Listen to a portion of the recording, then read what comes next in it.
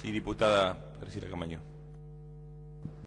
Gracias, señor presidente. Vengo a este debate con la tranquilidad que me da el haber pertenecido al bloque oficialista al momento de dictarse la ley de riesgos de trabajo y no haberlo acompañado. Digo esto porque muchos de los señores legisladores del bloque oficialista quizás supongan que el bien preciado es la disciplina parlamentaria, el bien preciado es la defensa de las convicciones, tal como dice vuestra propia presidenta. Y voy a solicitarle, presidente, la posibilidad de la lectura para poder entrar en el breve tiempo que me entra.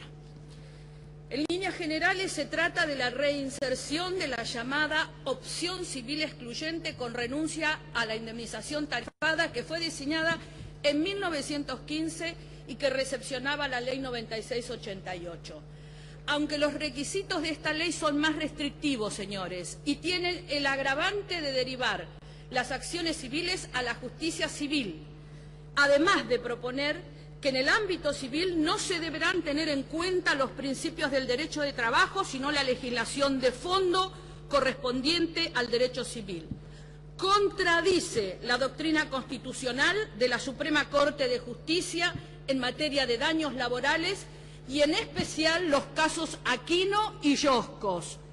Tampoco se tuvo en cuenta el dictamen del grupo de expertos de relaciones laborales. Yo quisiera que el ministro de Trabajo pueda explicar cuáles son las razones por las cuales viene a vulnerar lo que su propia comisión de puño y letra ha escrito, Comisión 50205, resolución, del Ministerio de Trabajo, que decía: con relación al sistema de reparación de los daños provenientes de un accidente o enfermedad de trabajo, será indispensable tener en cuenta la doctrina de la Corte Suprema de Justicia, citando a Yosco, según la cual la percepción por parte del trabajador de las prestaciones que deriven de la Ley de Riesgos de Trabajo para resarcir la incapacidad permanente no impide que ejerza su derecho a obtener indemnizaciones por la vía de la acción civil sobre la base de que ambos regímenes legales, el especial y el derecho civil, resultan independientes.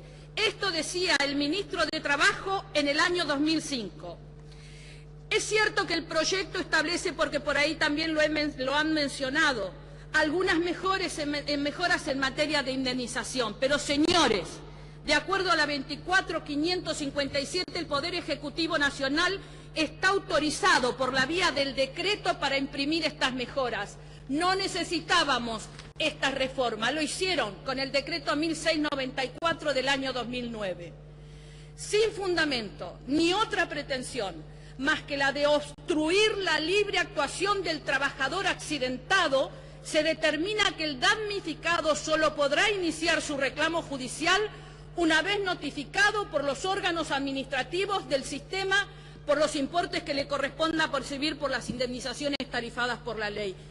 Esta opción excluyente con renuncia implica que si el trabajador percibe las indemnizaciones por incapacidad permanente del régimen tarifado, se va a ver privado de las acciones por mayores daños que le correspondan en el derecho civil y que no está incluido en la indemnización tarifaria.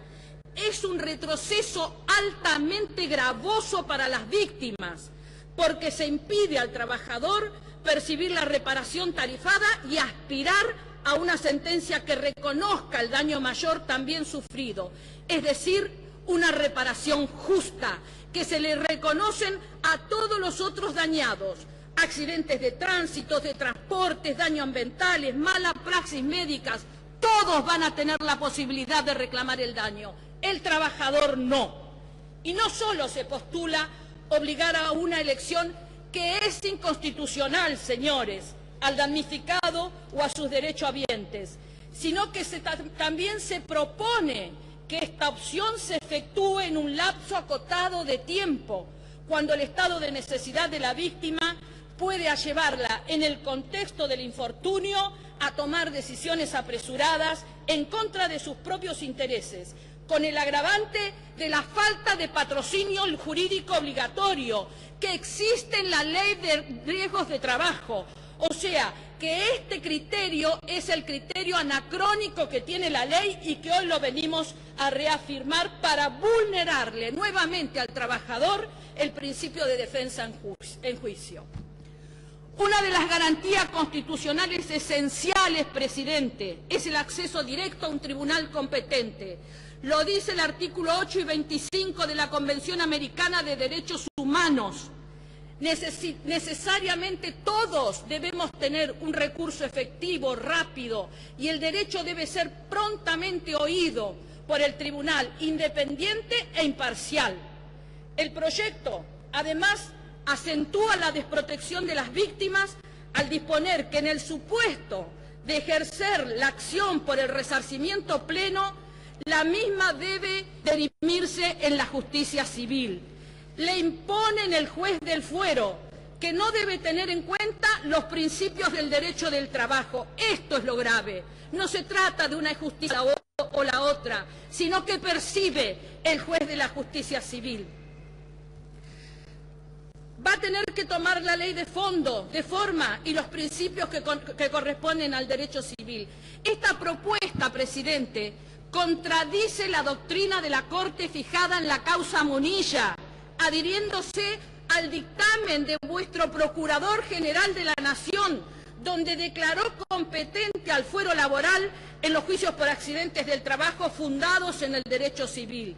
Esta norma procesal, que aparta del conflicto al juez natural, acentúa la desigualdad que afecta al trabajador en el marco del contrato de trabajo, pero que también lo afecta en el proceso judicial, de modo que despojarlo de la atención del fuero especializado no tiene otra finalidad que acentuar su debilitamiento, como se verificó claramente, señores diputados, cuando las causas laborales contra empresas concursadas o en quiebra fueron en virtud de la 24.552 derivada a la justicia comercial.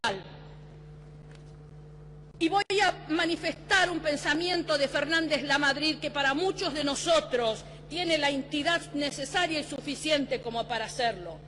Dice Fernández Lamadrid: cuando debe acudirse a otra rama del derecho para suplir un vacío normativo en el ámbito laboral, las normas respectivas deben ser interpretadas a la luz de los fines propios del derecho del trabajo.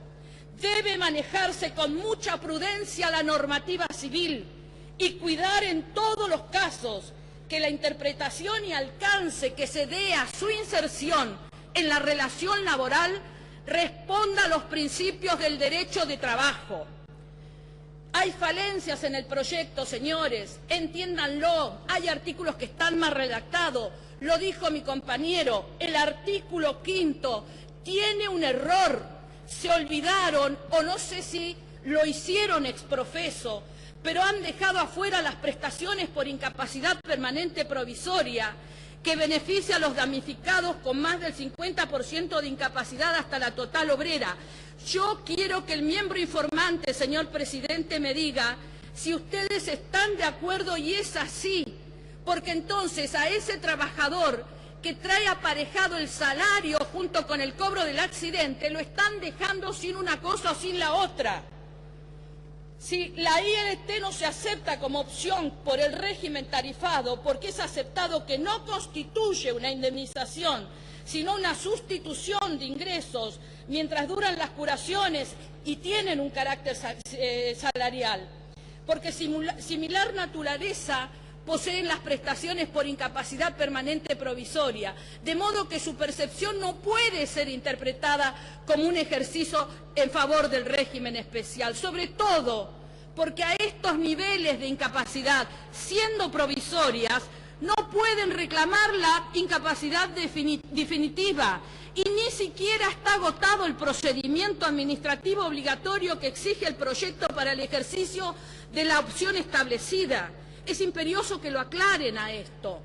El artículo 9, señor presidente, que acá se mencionó, si por favor toman las órdenes del día, claramente está desajustado, nos está mandando a decretos 658 y 696 que han quedado derogados por leyes que ha votado este Parlamento. Señor presidente, el 27 de julio fue sancionada del 2011 la 26693 y la 26694, por las cuales los listados de enfermedades vienen en consonancia con la Convención de la Organización Internacional del Trabajo. Tiene un desajuste esta ley y hay que corregirlo. Señores, destacan que es una opción mejor lograda con respecto al régimen pasado, pero en el régimen pasado se optaba a partir del momento mismo del accidente o toma de conocimiento de la enfermedad y sus consecuencias invalidantes. Ahora se está planteando realizarla una vez que se hayan brindado todas las prestaciones médicas y cobrado todos los salarios en periodo de curación. Esto que parece bueno, durante la vigencia de la 9688, estoy hablando del año 15, la percepción de los salarios por incapacidad temporaria hasta el alta o la recepción de atención médica del empleador o su aseguradora, se consideró como un ejercicio de la opción por la acción tarifada y la renuncia a la acción civil. Solo actuaba como impedimento la percepción de la indemnización por incapacidad permanente. El actual proyecto es más restrictivo porque obliga a la víctima a esperar los dictámenes de las comisiones médicas. Se me está yendo el tiempo, señor presidente, pero realmente el mensaje de los jueces de la Corte hacia los legisladores, diputada, en 2 oportunidades fueron dados.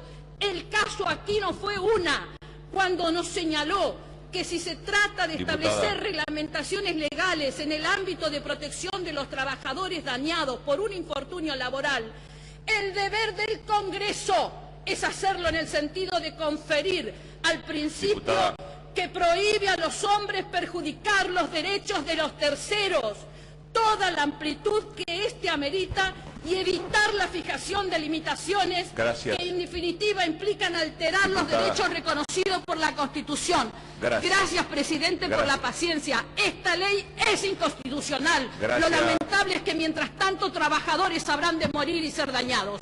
Gracias. Tiene la palabra